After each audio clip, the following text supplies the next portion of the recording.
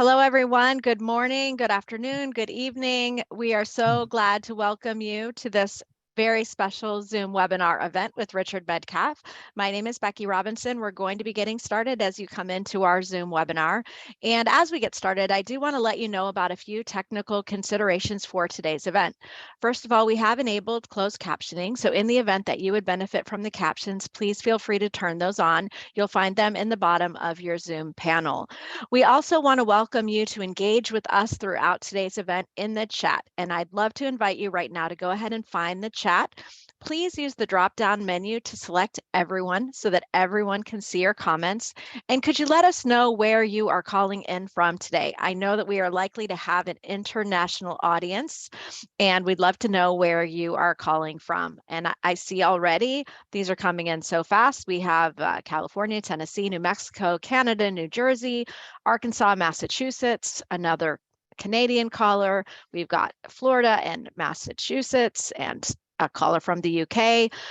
We are so glad that you are choosing to invest some time to learn with us today, especially based on the topic of this book and Richard's work, Making Time for Strategy, How to Be Less Busy and More Successful. And I bet as a result of setting aside this hour to learn with us today, you will learn some tactics and approaches so that you can become more successful. So this is a great way to be spending an hour. Now, a quick note, if you are calling in as a part of your professional development and you are representing an organization today, we would love to be able to shout out your organization and to see what organization you're representing. So if you want to take another moment, even if you've already told us where in the world you are and you want to tell us the name of your organization, we would love to see that as well. So before we get any further, hi, Richard, how are you today? Yeah, Becky, I'm doing really well, thank you. I saw one of the first people who put in where they were from. I think it was Paris, Tennessee. Well, I'm in Paris, but it's in France, so it's a slight difference. But it's great to be here and see such an international audience coming in. Yeah, I see someone in the Ukraine. I do see someone from the Paris Special School District. So you are not the only Parisian on the call today, Richard. Before we get too far, I also want to take a moment to tell everyone a bit about you and the expertise that you bring to this call. And I love the way that you describe yourself as what you would get if you put a McKinsey consultant, a slightly unorthodox pastor, and an entrepreneur into a blender. That is a great description. Richard, you also are the founder of X Quadrant, a trusted advisor to exceptional CEOs and entrepreneurs and their leadership team. Richard brings 25 years of experience advising business owners and C-level execs. And he also has a master's degree from Oxford University, which is pretty impressive, where he was the top of his year. I'm not exactly sure what that means, but it's really impressive. A long time ago, but yeah, it sounds good now. Also, currently, some of Richard's clients include CEOs of billion-dollar companies and a founder nominated by EY as Entrepreneur of the Year, an Olympic medalist, and the founders of tech unicorns. Richard also runs a high-end CEO community, Rivendell, and today we are celebrating and exploring his first book, Making Time for Strategy, which is launching today. Is that right? That's right. Fit on. All right. So before next, what we'd like to do is to get some engagement from you, and we'd love to see your response to a poll. And throughout the event, we also will welcome you to post any questions or comments, because toward the end of the meeting, we will give you a chance to share some of your questions with Richard. So let's take a look at the poll. We would love to know from you, why do you really want to spend more time on strategy? Is it because you want to drive better results? Is it because you want to get unstuck in some areas? Do you want to increase your influence and impact? Do you want to feel less overwhelmed? Do you want to do more interesting work? Or do you want to spend more time with family and friends? It looks like we are asking you to make a single choice on this question, which I know is hard. Try to pick the one that most describes why you really want to spend more time on strategy. And Richard, I'm curious if you have any predictions. What have you seen people say about why they really want to spend more time on strategy? Yeah, I'm not sure I want to really predict, because they might be putting me on the spot. I think that, I've seen all of these, right, which I think is the reason we're asking all of these. And there's always a mix of these. Often like the intellectual reason is often, yeah, I need to drive better results, right? I need to like up-level my game. When I start to work with, the reason I wrote the book really is, is always because when I start to work with leaders about, creating a bigger impact in the world and in their business, this is often the first stumbling block they're going through, right? I haven't got enough time. And so the surface reason is often driving better results. But I think when you get under it, there's other things that are going on. People just feeling overwhelmed and pulled in a million directions, or feeling that they're going to burn out. So these are often other reasons that underlie the surface. Let's take a look and see those results.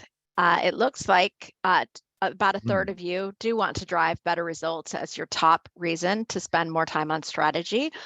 Very close to that is increase my influence and impact, and a smaller percentage of the rest. So thank you for sharing your feedback with us. And Richard, I have my pen and my paper ready.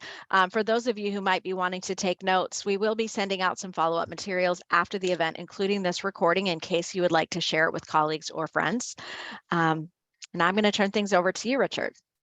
Okay, perfect. So what I'm going to do is run through a few key concepts, which I think underpin the book, and some of the main messages that I want to share today. So hopefully that's coming up for you. If it's not, I'm sure somebody will shout. I'm going to assume it is. So here's the question. And it's a question I've thought about really for many years. And it's what's the difference between leaders who plateau and those who make a huge and growing impact?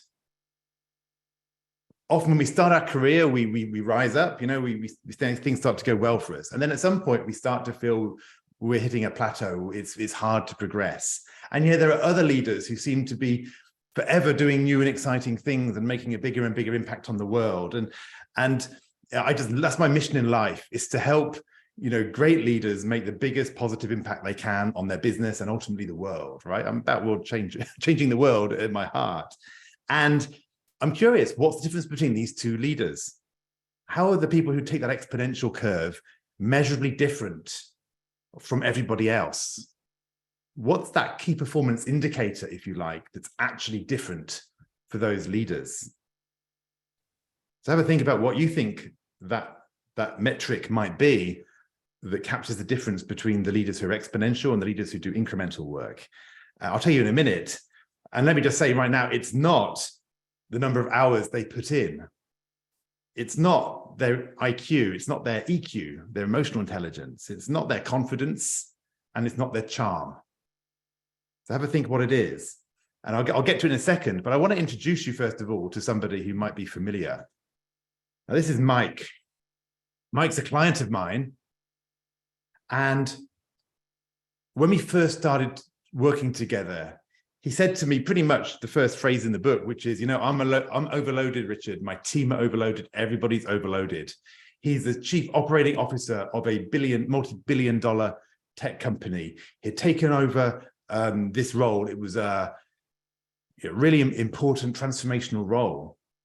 And he was working all hours. He was waking up early to deal with one time zone. He was working late to deal with another time zone. He said, you know what, Richard? I know how to make things happen. I've always known how to make things happen, but the scale of things, the scale of the responsibilities, it's just so much. I feel that I get to the end of the day, I'm exhausted, I'm worn out. I don't really feel I've made the progress I wanted to make. And that's a starting point that I see on many of my clients when they come. Some of them in a better state than others in terms of being worn out or not. But as I ask them, what's it going to take for you to see an exponential breakthrough in the level of impact you want to have? When I ask them that, they kind of say, well, Richard, I don't know, something's got to change. I'm stuck in the weeds. I'm stuck in doing things that my team should be doing. I'm stuck with recurring tasks that come up every week or every month or every time we onboard a customer. There's so many projects. I'm making progress, but I don't really see it in the results. It all feels very incremental. And I guess the question to me is, well, does that sound familiar to you in some way, shape, or form? My guess is yes, because I talk to leaders at all levels. I work a lot with CEOs and founders, but I work at different levels, or I speak with different levels within the organization. And everybody seems to be feeling the same. And let me tell you why. It's because we live in a world of infinity. So a world of infinity is, let's face it, for the first time in human history, we're in a situation driven by technology where we have an infinity of options available to us. There's an infinity of social media, right? So we can talk to anybody anytime. There's an infinity of content. You can read any blog, podcast, listen to any video, watch any media you want. And when you buy watch one thing on Netflix, you're going to get 10 things back, 10 more recommendations. When you buy one book on Amazon, you'll have 10 more recommendations. So you have an infinity of media. We have an infinity of messages waiting for us in our inbox from our colleagues. And we reply to one email and we get 2 or 3 back. So there's no way that we can defeat infinity with productivity. And that's what most people try. So what most people do when they realize they've got all this stuff going on for them, they move into what I call superhero mode. They hit their foot on the accelerator. They work more and more hours. They try to become as efficient as possible. They work longer. They work harder. They try to prioritize. And yet, and some level that feels good. They are getting things done. They are getting through tasks, and they're actually enjoying the buzz. And yet there's a real problem, and this is the trap. On one level, they're enjoying the buzz, they're enjoying being superhero, and yet they're only making incremental gains because they've got tunnel vision. It's like we're focusing in, and suddenly we can only see the things in front of us. The big opportunities for breakthroughs off to the side, we can no longer see. Now, there's a great video, which some of you might have seen on YouTube, which is a basketball team. And when it's a game, they say, watch how many times the white basketball team the white t-shirt basketball team passes the ball between each other in the next 15 seconds. And so you watch the video and you're counting and you get to whatever the number is, 17. And you go, congratulations, I've got it. I got it, 17. And then the next question is, yeah, but did you see the guy in the gorilla suit? And halfway through this basketball match, there's a man in a gorilla suit who walks through, stops, waves at the camera, and walks off again, right in the middle of the match. And first time I saw it, I didn't see the gorilla, and most people don't see the gorilla.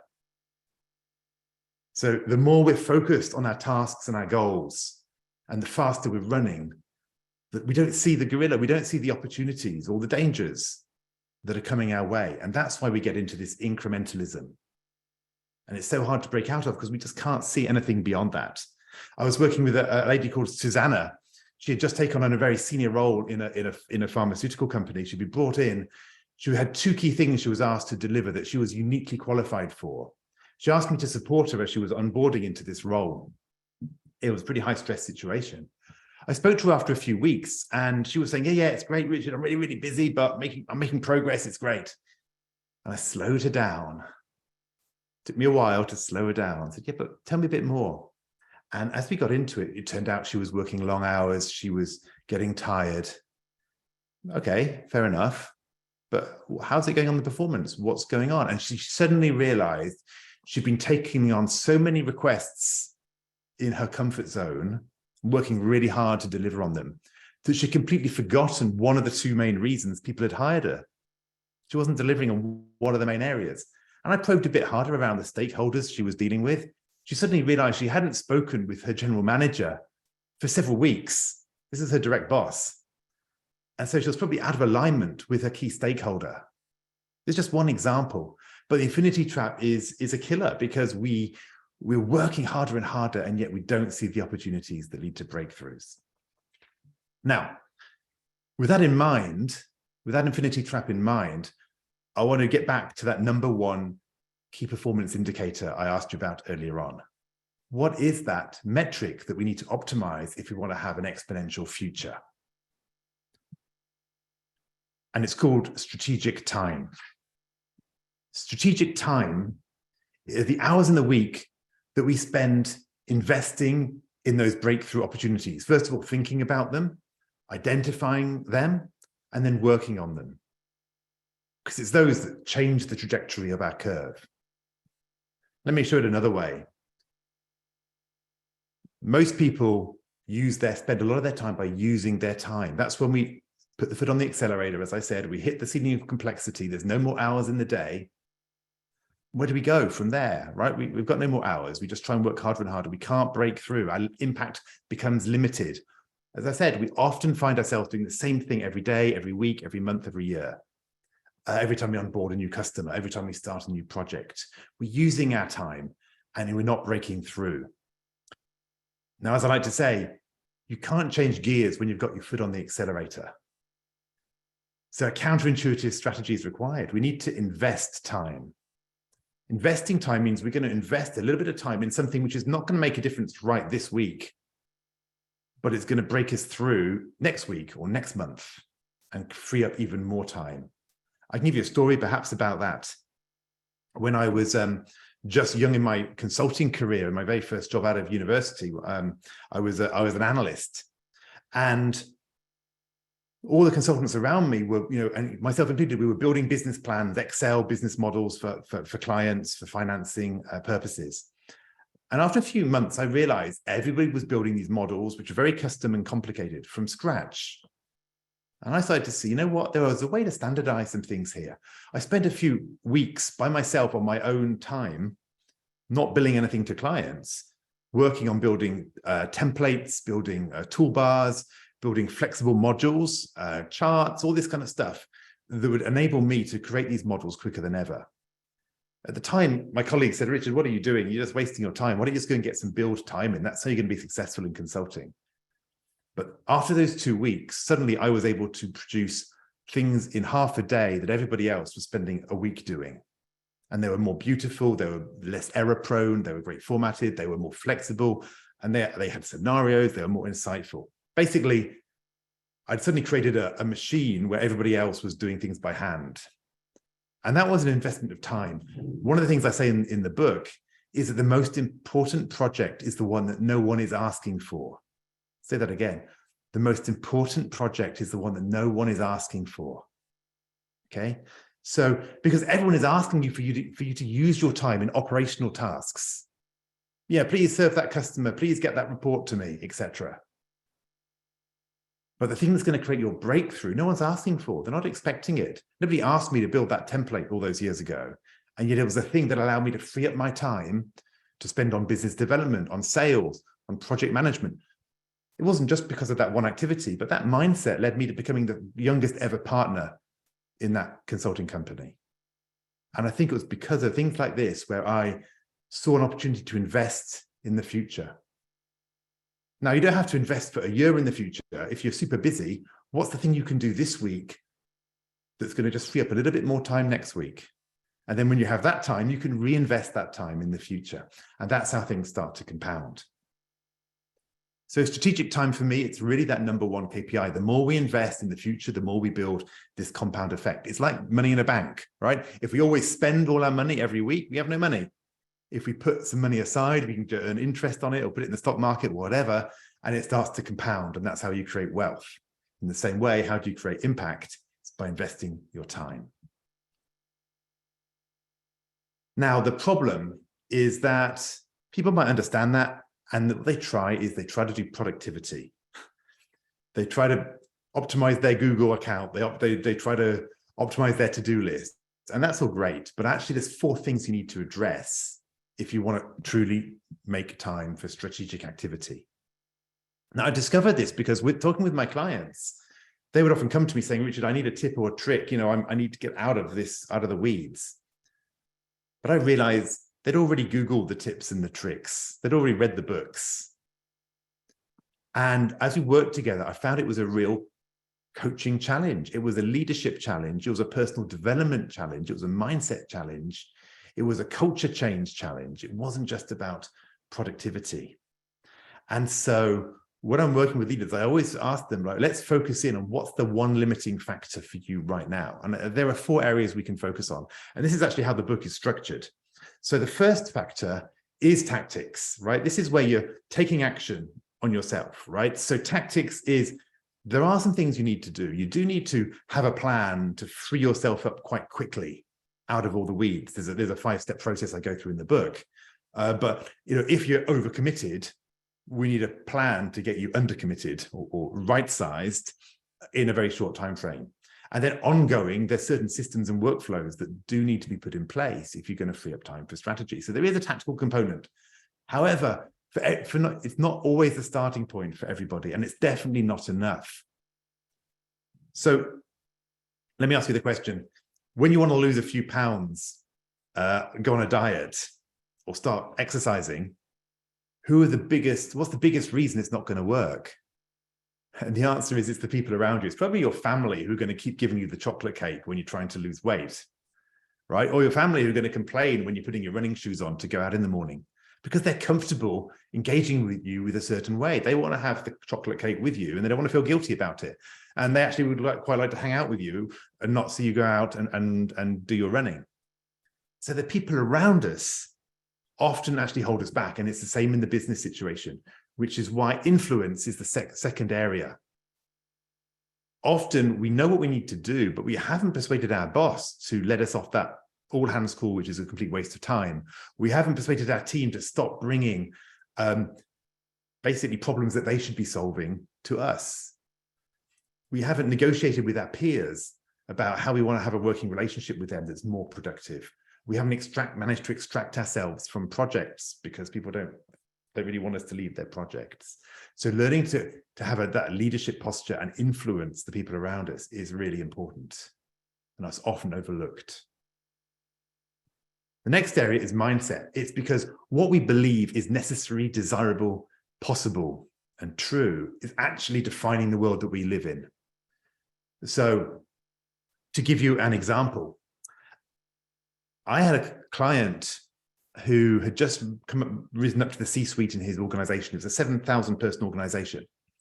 I was working with him on some transformational projects he wanted to deliver. And one day he came to me and said, Richard, I'm stuck in my email. I don't know what to do.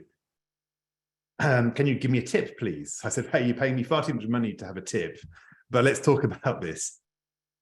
And I said to him, what's going on? Well, Richard, I've got so many emails and I need to get through my emails. Well, why do you need to get through your emails? Well, because I need to be, I'm a trustworthy and reliable person. I don't want to be that guy who never gets back to people. And I don't want to be the one that's always people are waiting on. And so I feel it's really important to be a trustworthy and reliable person and a team player to get back to them. And I'm finding it's just taking too much time. So I slowed him down and said, okay, what would your CEO want from you in this moment? Oh yeah, well, he wants me to do the transformational projects. It's going to make a big difference. Great. What about the board or the investors? Oh, well, yeah, I mean, if they knew the financial impact of what we're doing, they'd definitely be on board. What about the team? What about your employees? Oh, it's going to make they're fed up with the way of working. We're too archaic. These projects are going to transform and modernize the way that we work. So they love the projects too. And then I asked, what about customers? And they said, well, the customers don't really know because it's an internal transformation, but if they knew how much time we're going to free up for our team to spend on them instead of on the back office, then yeah, they'd be really for it. So I said, okay, so what I hear is, yeah, you're getting the big bucks to be paid to be delivering this transformational project. And so I put it to you that you're actually being unreliable, untrustworthy, and not a team player when you're doing your email. And that was the insight he needed. So, you're right. And so I managed to hack his thinking. And that moment, he didn't need then the tip about how to fix his Gmail. He understood that it was all in his head and he had to act differently. Now, we all have our own mental things. That's just one example. But we actually have to reconsider the way we look at the world. That's the point. Because until we get a different position, different stance, we're not going to see what we need to see. So mindset's a really critical part. The fourth area is environment. Okay, because I wrote this book not just for individual contributors, but for leaders. I want this to be a leadership book. And as a leader, we owe it to ourselves and to our teams to make sure that everybody in the organization, everybody within our span of control, is making time for their highest value activities, their strategic activities. So the question is not just how do I free myself up, but how do I help my team free themselves up? How do I create capacity in my team to take on the things that I need to delegate? How do we decide as a team how to renegotiate our agreements with our stakeholders, how to let go of things which are no longer serving us. How do we create that culture of focus in our organization? And that's the environment component. So you can see there are these 4 areas. There's tactics around productivity, there's influence and leadership, there's mindset and that whole personal development that goes along. And then there's this environment issue of culture change. And you might only need to focus on one of those to start with. One of my approaches as a coach is always to look at where's the limiting factor for you right now? Where's the one thing you need to start? In fact, I've even designed the book. You can just dive in. There's even a little questionnaire. You can dive in to whichever section is most relevant for you and start there because you're busy. You want to get results. And it also helps that these 4 letters spell the word time, which obviously on a personal level, I was deeply pleased at when I realized that these things that I was working with clients on all the time actually could be simplified and categorized in these 4 ways. So this is really the challenge, right? We have these 4 areas that we need to address if we want to make time for strategy. But I want to give you a couple of practical ways to get going.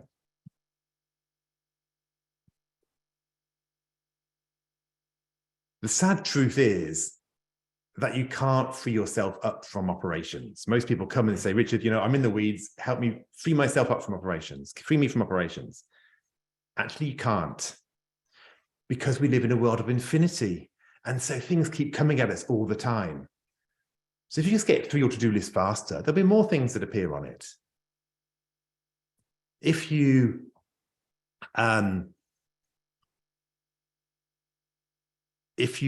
take one project on or get rid of one project, another one's going to fill its place. And so it's the wrong approach. The only way to actually free yourself up from operations is to follow Billy's example. Billy's a client of mine. He's a very successful CEO. And he learned how to achieve what he calls instant delegation mastery. He did it immediately, overnight. Why was that? Well, his wife was taken into hospital, seriously ill. So he just dropped everything. He said, I know where I need to be. I need to be with my wife right now. I need to support her. So all those half-hearted excuses and tactics that we spend our time doing, they went away. They fell by the wayside. He told his team, you've got to handle this. I trust you. You've got it. Go. I'm going to be with my wife. And so the point is that you can't free yourself up from things, but you can free yourself up very easily, actually, for higher value activities. In fact, the first section of the book is called The Power of Strategic Time. And in that, I look at this area. How do we actually identify those high value activities which make all the difference? What is that for you? And there's a couple of ways to look at that. There's general specific disciplines that you might work on. So for me, I have 3 areas that I know if I focus myself on these 3 areas, then my life and business goes really, really well. One is creating content and programs and creativity in general. The second one is connecting with high-level leaders. And the third one is coaching them and serving them and consulting with them in different ways. And if I know that if I spend my time doing those 3 things, everything else works well. When I get myself away from those activities, I start to get back into the incremental. So my question for you is, what are your high value activities? And then the other part is to start to understand what are the questions you want to address? What are perhaps the key projects that you might want to undergo?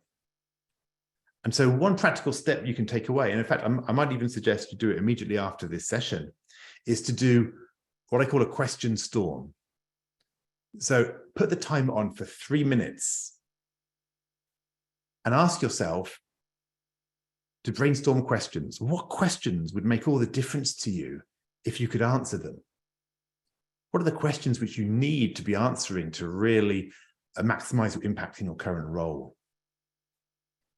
Because what happens is, have you ever done that? We get onto we block out time in our diary. We call it thinking time or something, strategic time, thinking time. And we get there and we go, I don't know what I'm going to do with it. It's vague, it's ill-defined. And I've got a lot of emails and other things, so I'll just go and do those. I've got some space, I'll do my emails. So we don't actually spend time thinking. Whereas if we actually go, you know what, I'm just going to spend 3 minutes thinking about the kind of thinking I actually want to do. Believe me, when I do this with my clients, I give them 3 minutes, I go on mute. When I come off mute after 3 minutes, they tell me to go away. They say, yeah, I'm in the flow. Come back in 2 more minutes or 3 more minutes. So I'm going to say, just put the timer on for 3 minutes, something really easy, and just start writing down what are questions which I think are fascinating and interesting and high value. I believe me, in those questions, there'll be gold. And just give yourself 3 minutes. And then when you do find time, you've got some things you can start to look at. It's really simple and it really works. And the complementary tactic I'd like to suggest as we start is what I call juicy calendar entries. Because again, most people block things in their diary and it says thinking or block time or do not use or something like this. And normally, basically, they look at it and go, I'm not inspired by that, do something else. Their colleagues look at it and go, oh, great, they're free. Right? And they put meetings in over that slot. So I want to say, decide on a name for those meetings that really inspires you. One woman I know, she decided she wanted to have time off actually on a Friday afternoon with her baby's son. So she actually put in her diary, meeting with, senior stakeholder or something, senior executive. I don't know what she put. The point was, it was to remind her that was her top stakeholder, her son. So it reminded her, oh yeah, this is my priority. And it reminded people who looked at her diary, oh, there's something going on there that's important. I better not touch it.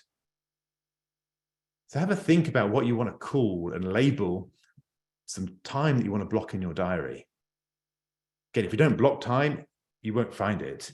But if you do block time, you need to give it a really juicy name. Again, it sounds simple, but believe me, it will work. And sometimes you need to mix it up a bit. You might have one name for a while. After a while, it starts to be less inspiring to you. Find another name for that. I've got a slot in my diary which says create breakthrough opportunities for the business. Like when I see that, I'm like, oh, this is my magic time. Do not mess this time up, right? It inspires me. So let me stop there and perhaps pass back to Becky. What I've really tried to do here is just give you this outline of like, what's the problem? The problem's the infinity trap, right? What's the solution if you want to get on that exponential curve? It's strategic time. And what's the path to strategic time? It's going to be through those 4 pillars that I talked about. And that's really why I wrote the book and how the book is organized. Becky, over to you. Yes, thank you so much. And I have been taking a gazillion questions, and I'm looking forward to asking some of them. I mean, I've been taking notes with questions that I want to ask you. But before we do that, we want to make sure that people know some ways that they can continue to learn. We are not ending the webinar, but we just want to pause for a little commercial. So Making Time for Strategy is now available on Amazon. And if you've already received an advanced copy of the book, we would appreciate your Amazon review, which will help other readers discover that this is the right book for them. You can also learn more about the book by visiting makingtimeforstrategy.com. And I would also encourage you to follow Richard on LinkedIn. He has daily posts that will reinforce your learning and challenge you. And also you can visit Richard's business, his podcast, and his newsletter at xquadrant.com. So just a little bit of commercial break for those of you who would want to learn more about Richard and his work. And I think that might be all of you. So I want to go to a few questions that I brought while we wait and see some questions that might be coming in from attendees. And just a note that I can't wait for my book to come. I ordered it this morning and I expect it will be here Friday, although I won't be back to the office until Monday, and I'm going to block some time that says read this book. So I'm going to ask a question of my own first. I'm really curious, as you talk about these juicy calendar entries, that action step that you left us with, what's the ideal amount of time? So for an executive or a senior leader who wants to make more time for strategy, how much time do we need to be able to maximize our influence and impact? And is it even possible to quantify? So it's a great question. So the first thing is, again, be really clear. When I say strategy, in a way, I mean strategic activity, right? So you don't have to be doing corporate strategy to make time for strategy, right? Strategy is always relevant to whatever you're doing, whatever your high value activities are going to be. Now, how much time is a really hard one? My answer is probably more than you think, but you don't need to start there. In fact, it's really interesting. I work with CEOs. I know some CEOs who almost all their time is strategic time. They've created this space in their diary. I have other ones who don't yet believe it's possible. It's like, Richard, you don't understand, as a CEO, I have to do all this stuff. And it's just a mindset and perception issue, I think. And so I would say, the more we can create. Bill Gates, right, would take a week away out of Microsoft to go and sit in a log cabin, read books and strategize, right? He would do a week a month or whatever it was. However, one of the principles I teach in the book is tiny is transformational. Because what normally happens is we get all inspired, we go and block out, I want to block out an hour a day and do strategic time. Then reality hits. We do the first day, the second day we miss it. The third day we do half an hour, half of it or whatever, then we get distracted. The fourth day, we miss it again. The fifth day, we feel discouraged and we give up. So tiny is transformational. So what I want to say is bring it down, make it something which you can definitely do. I had one client who wanted to get a new job, actually. He was leaving his current role and he wanted to find a new job. And I said, well, how are you going to practically move forward with this? He said, well, I'll tell you what, I'm going to kind of spend 30 minutes a day when I wake up on LinkedIn or whatever it was, doing my job search. I said, how much have you done up to now? Nothing. I was like, okay, make it 3 minutes over your coffee in the morning, 3 minutes on LinkedIn. I was like, hang on, Richard, you can't just reduce my goal by 90%. What kind of coach are you? And my point was, look, just 3 minutes a day, you'll build a habit, you'll build momentum, you'll build some wins. You can always do 3 minutes a day. You can sit on the toilet and do 3 minutes a day, whatever, right? But 30 minutes is setting yourself up for failure, but 3 minutes is setting yourself up for success. And of course, you do 3 minutes, you get involved, you start reading stuff and researching. By all means, do 30 minutes, 1 hour if you're inspired.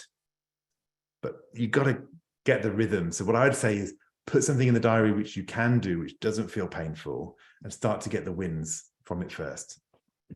That's incredibly inspiring. So I'm also curious about this idea of creating a culture of focus, and the E in your time acronym is the environment.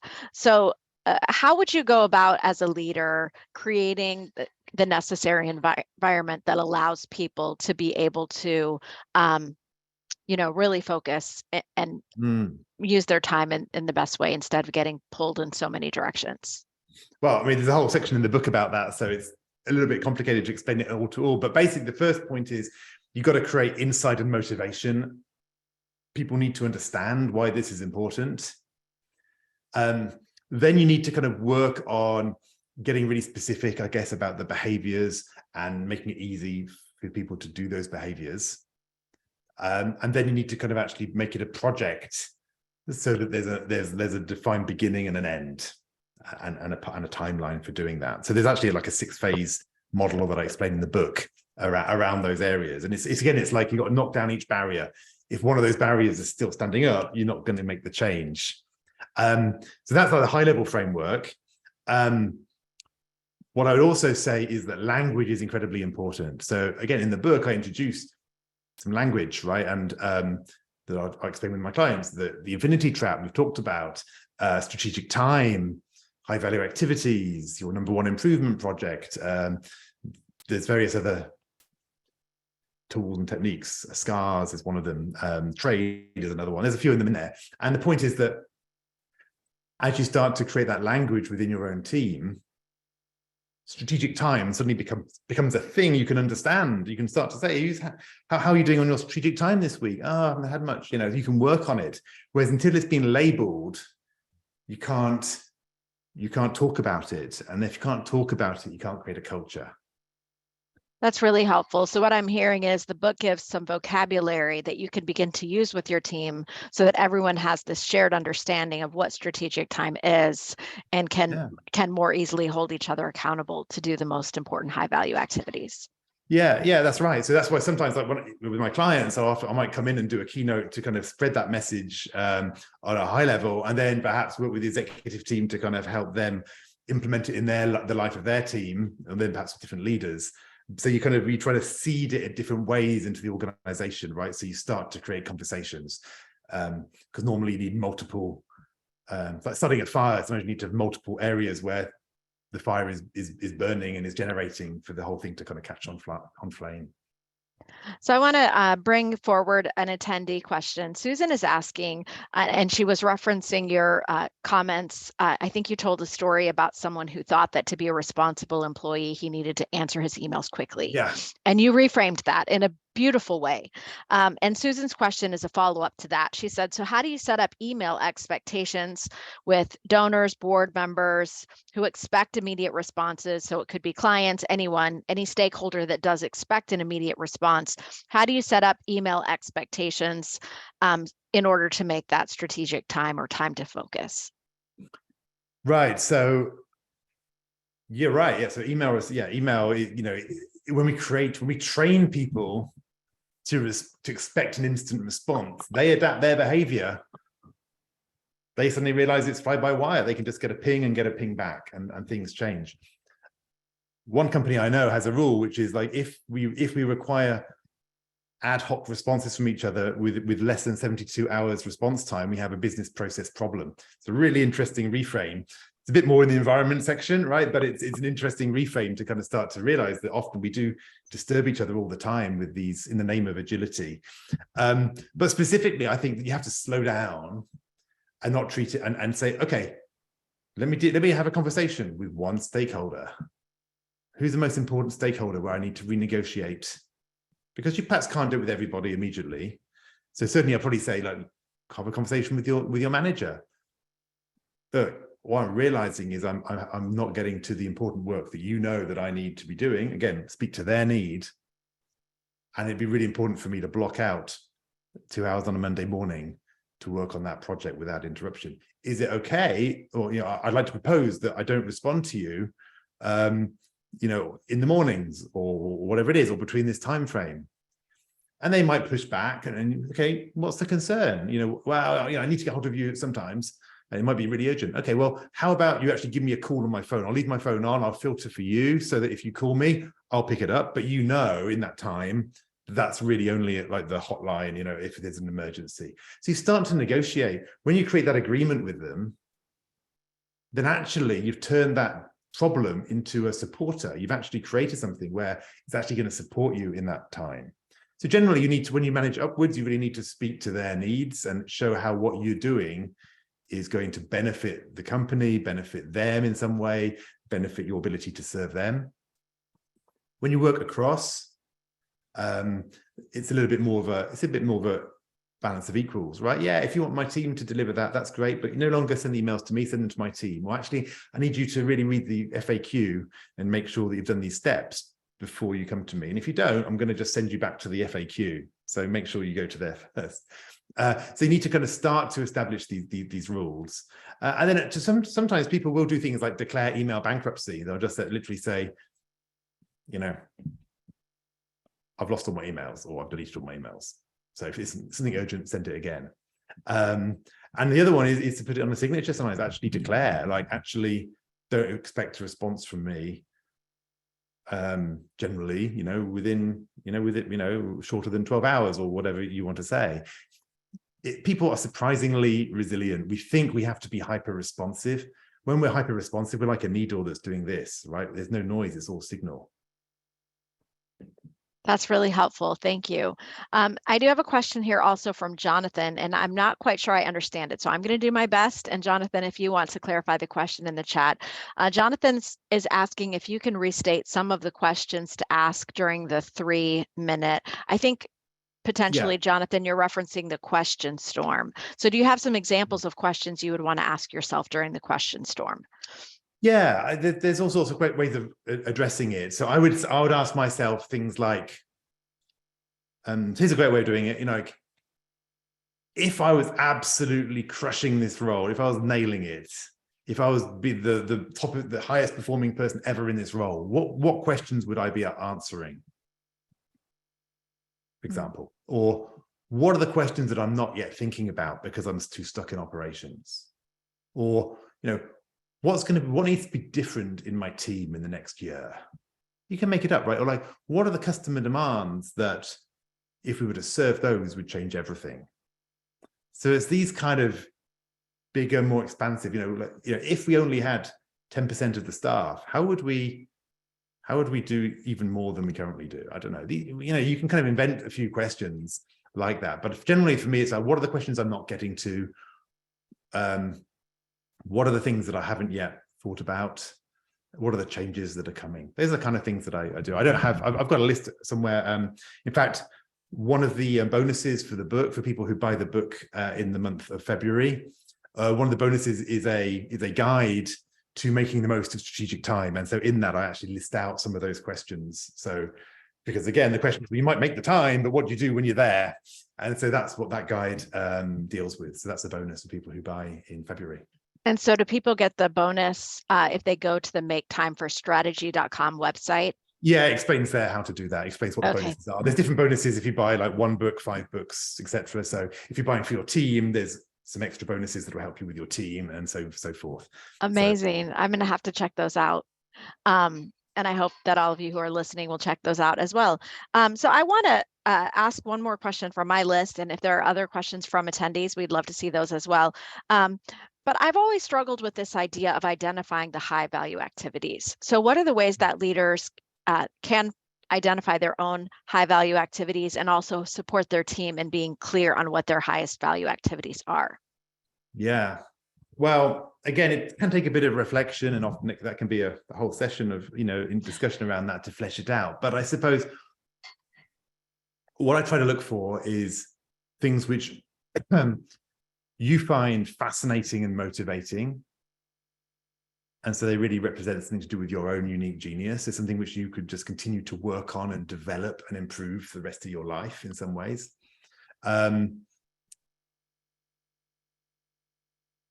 They often reinforce each other, I find. Not always, but they often reinforce. So for me, the better stuff I create, the more opportunities I get to connect with great leaders.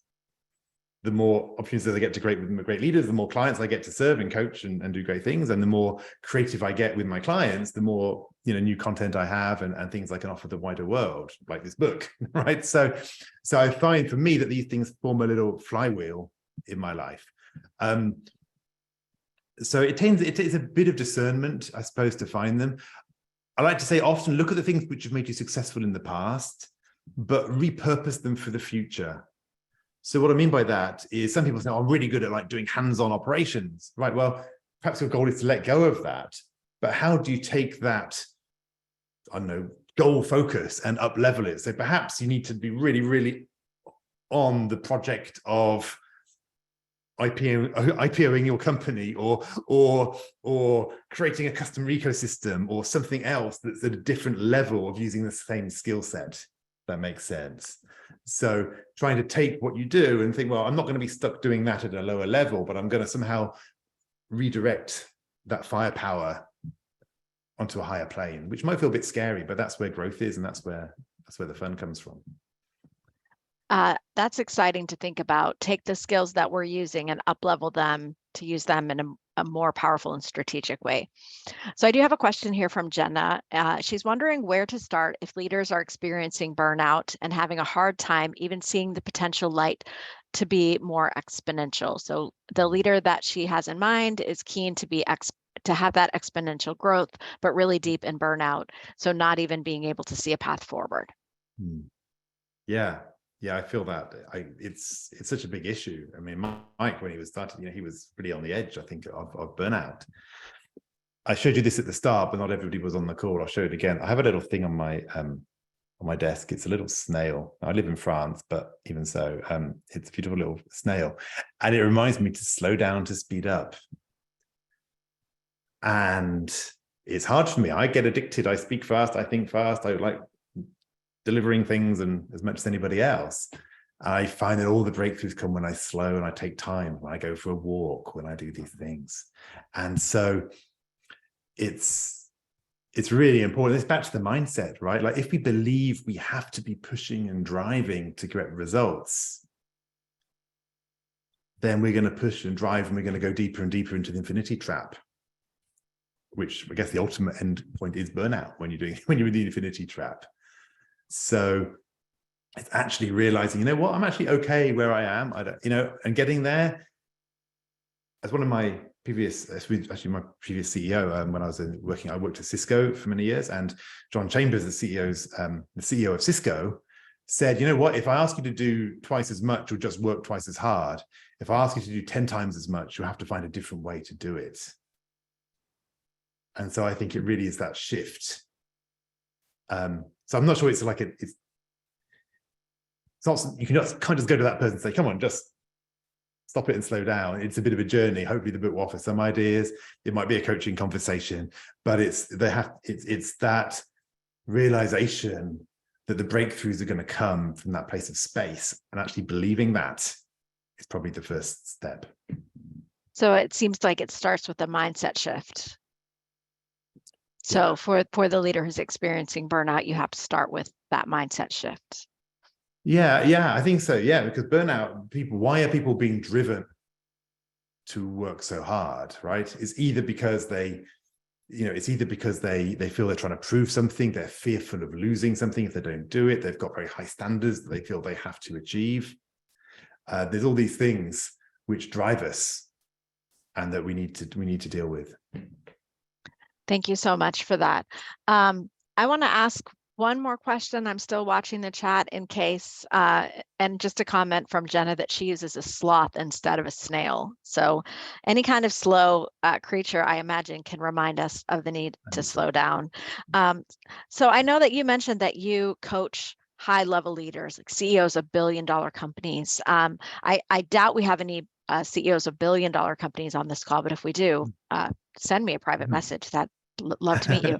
But I'm curious, for those, do they also struggle with this idea of making time for strategy?